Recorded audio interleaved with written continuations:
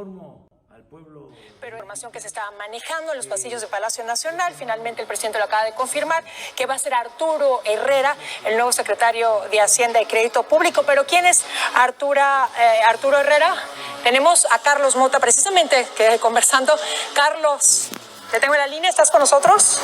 Aquí estoy, María Alejandra, efectivamente. Creo que es una buena noticia que de forma rápida se ratificara un buen nombramiento para la Secretaría de Hacienda.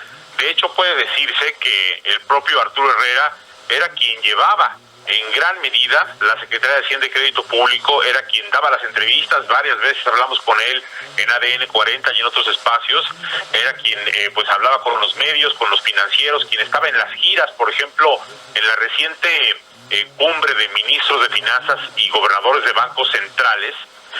Fue Arturo Herrera y no Carlos Ursúa el que fue en Japón, el que apareció por allá antes de la visita de los presidentes, de la cumbre de todos los presidentes, hace aproximadamente un mes, que fue esta precumbre de ministros. En fin, yo creo que Arturo Herrera es una gran decisión de parte del presidente López Obrador.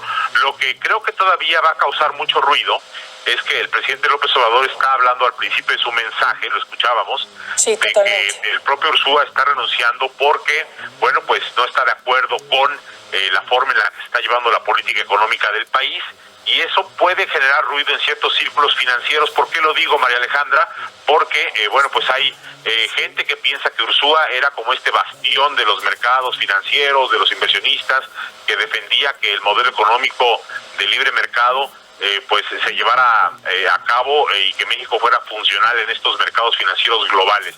El hecho de que el presidente López Obrador haga una mención muy particular de que no estaba de acuerdo con la forma en la que pues Ursúa pues valoraba las acciones de gobierno, habla de una discrepancia pues un tanto más de fondo, y creo que ahí Arturo Herrera tendrá que hacer pues una operación cicatriz muy fuerte para seguir haciendo lo que hacía, pero elevarlo a rango de gabinete en cuanto a discurso, en cuanto a convencimiento a otros miembros del gabinete y en cuanto a la funcionalidad económica de México hacia el exterior. Yo creo que Herrera tiene toda la capacidad de hacerlo, es un gran funcionario, pero sí es un mensaje que no dejará de generar ciertos ruidos en algunos círculos, por lo menos mientras se asientan las cosas.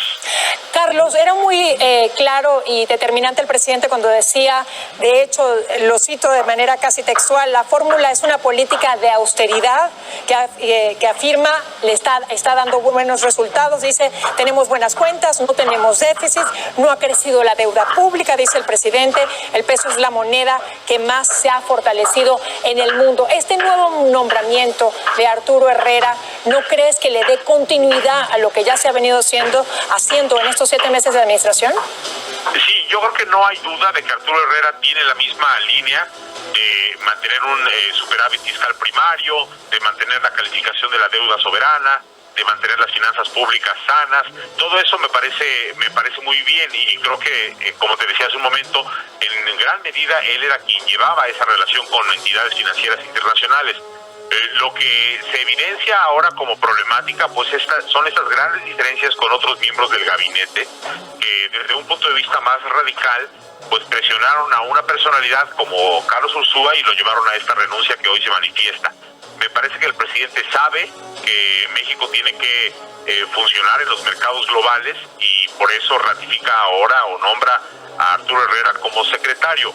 Muchas personas, incluso se especulaba tiempo atrás, decían, bueno, pues Arturo es quien lleva efectivamente la Secretaría de Hacienda, mientras que el secretario pues está muy ocupado en el tema de los recortes al presupuesto.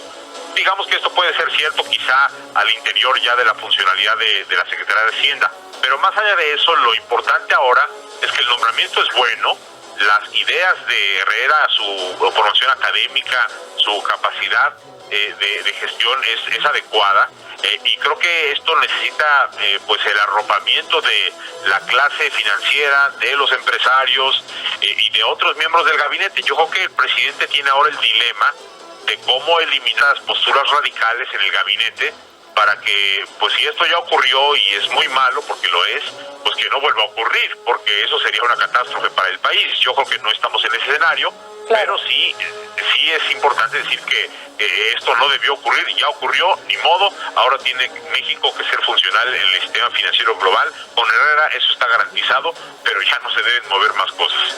Ahora, y además está garantizado, tiene una amplia experiencia, como lo comentaba el presidente Andrés Manuel López Obrador, 8 años en Washington, prácticamente jefe de una de las dependencias del Banco Mundial, tiene amplia experiencia en el área de gobernanza de práctica global. Entonces, probablemente esto le dé garantía a los inversionistas, Carlos. Sí, los inversionistas van a estar, yo creo que hay una frase en inglés que los inversionistas utilizan mucho que es wait and see, es decir, espera y mira un poco, ¿no? Espera y observa lo que ocurre.